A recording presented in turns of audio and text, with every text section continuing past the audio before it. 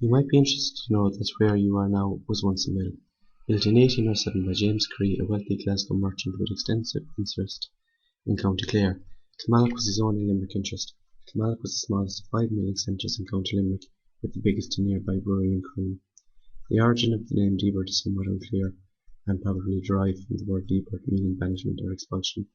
An alternative suggestion, however, may be that it is a derivative of the English word liberty, and that refers to the liberties of Kilmallock town.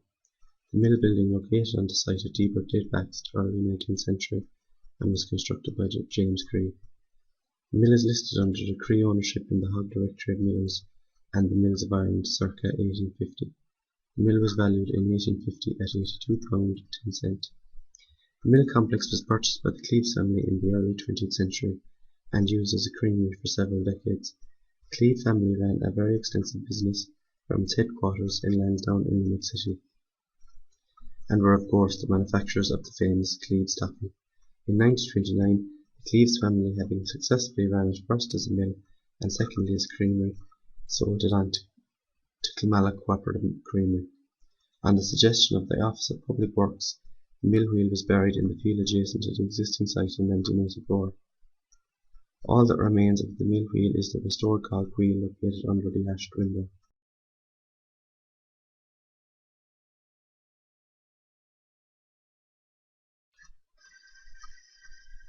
The mill complex and house were built in 1807.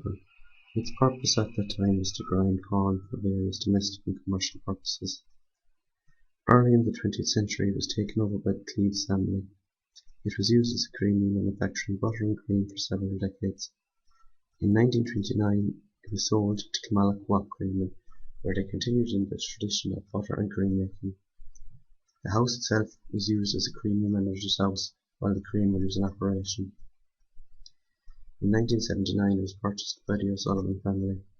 It was a home for their new family until 1986, when they converted it to a bed and breakfast, and is still in operation to this very day.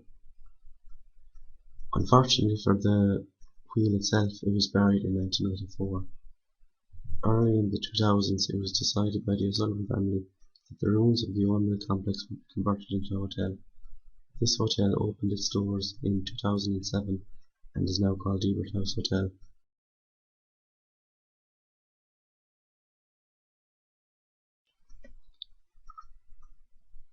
There are many fascinating original features that have withstood the test of time to this very day in Debert House. Many of these features are what contribute to this house being a protected structure. In the pictures following we will see some of this fine architecture. The large front door case with decorative fanlight. I think this is fascinating architecture which shows outstanding craftsmanship. The detail is extremely exquisite. It is formed from lead and still manages to hold its beauty. The large sash windows. These windows contribute greatly to the aesthetics of the house. They blend in well with the high ceilings, allowing ample lighting in the house.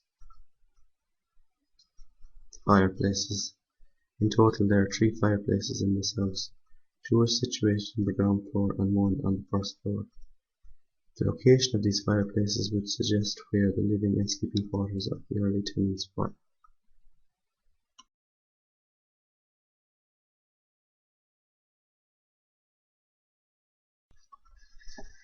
The area that I decided to focus on conservation work is the sash windows. At present there is 2 sash windows that need to be replaced or repaired.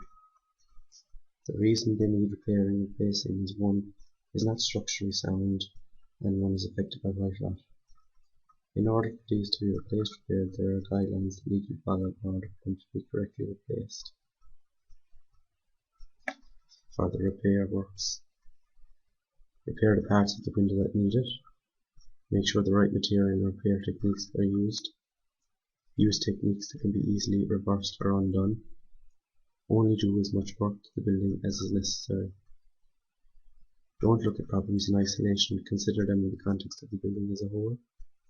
Don't use architectural salvage from elsewhere unless you are certain that the taking of the material hasn't caused the destruction of any other old buildings or been the result of theft.